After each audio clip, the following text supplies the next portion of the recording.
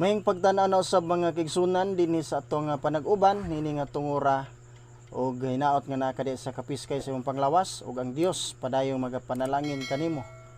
Karon atong hisgutan na usab ang usa ka content kundiin may kalambigitan lang kini sa atong miaging content kabahin sa rapture.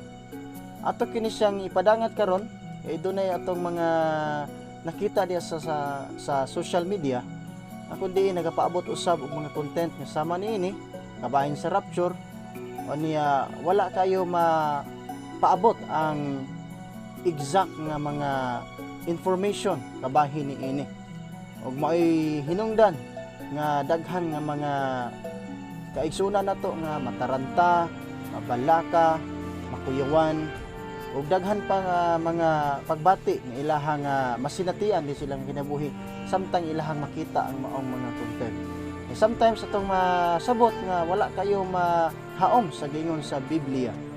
Munang kita karon ako sa akong pagpaabot niini atong gipaninguha ug gipaningkamutan uban sa tabang sa buhi nga Dios ato kining mapadangat ginamit gyud ang iyahang pulong ang Biblia aron nga dili ta mahimo nga kapandulan. So aron nga dili maabot sa punto nga kita mataranta mga kaigsunan, atong tuuhan ang giingon sa pulong sa Dios ang Biblia. Kay dinhi kini naghatag kanato og pulido nga mga kamatuoran ug ideya. Matud pa sa giingon ni Apostol Pablo diha sa ikaduhang Tesalonica kapitulo 2 bersikulo 1 ngadto sa 4. Mahitungod sa pag-anhi sa atong Ginoong Hesukristo ug sa atong pagkatigom aron makiguban kaniya, naghangyo ako kaninyo nga mga igsuon, ayaw dayon kamo kataranta ug kabalaka kun makadungog kamo nga ang adlaw sa Ginoo miabot na. Ayaw kinig tuuhi bisag ipasikat pa kini sa propesiya o sa wali o sa sulat nga kuno gikan kanamo. Ayaw kamo palimbong ni bisan kinsa sa bisan unsang paagi. Kaya ang maong adlaw dili moabot samtang dili pa mahitabo ang katapusang pag-alsa batok sa Dios ug dili pa mutungha ang taong yawanon nga gitagana alang sa kalaglagan. Supako niya ang tanan nga gipaka-Dios ug gipakabalaan sa tao, himuon niyang labaw ang iyang kaugalingon kay kanilang tanan. Gani musulod ug mulingkod siya sa templo sa Dios ug ang kuno niya nga siya Dios.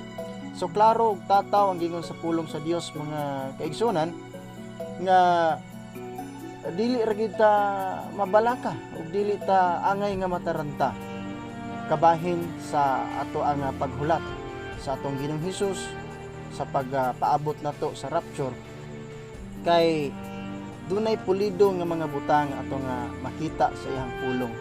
Si Apostol Pablo iyang alagad nagapadayag so ato kining tuuhan atong saligan kini nga kamatuoran dili ta mo dawat o motuo sa bisan unsang ato nakita di social media nga dili kaayo haom sa gingon sa Biblia.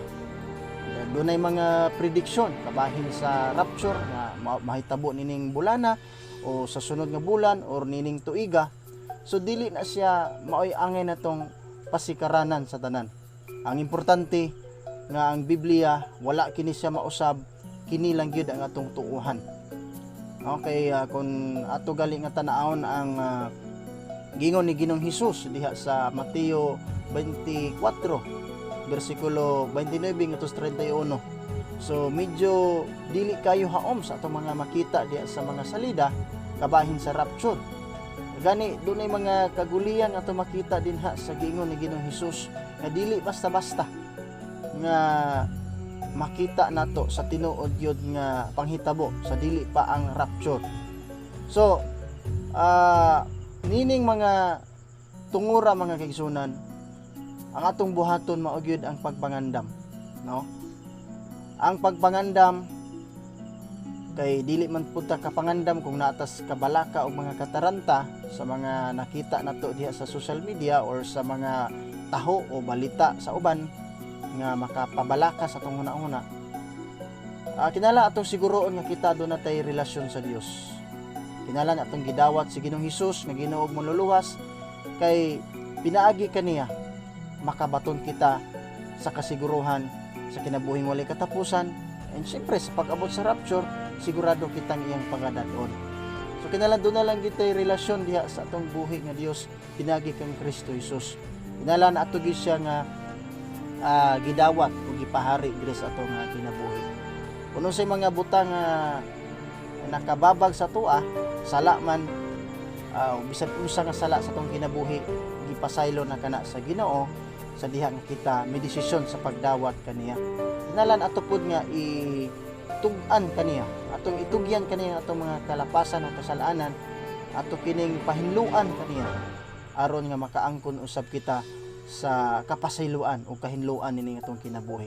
Ug siguradong kita dawaton sa Dios ug ilista niya ang atong ngalan didto sa libro sa kinabuhi. Ug niya na maandam na kita ang atong kinabuhi, mangandam na, dili na ta magahuna-huna unsay mga kabalaka o makapataranta kanato. Padayon kita sa atong pagpangandam, labi na sa pagbato nato sa hiyas ug mga kinaiya nga Dios no or Kristohano.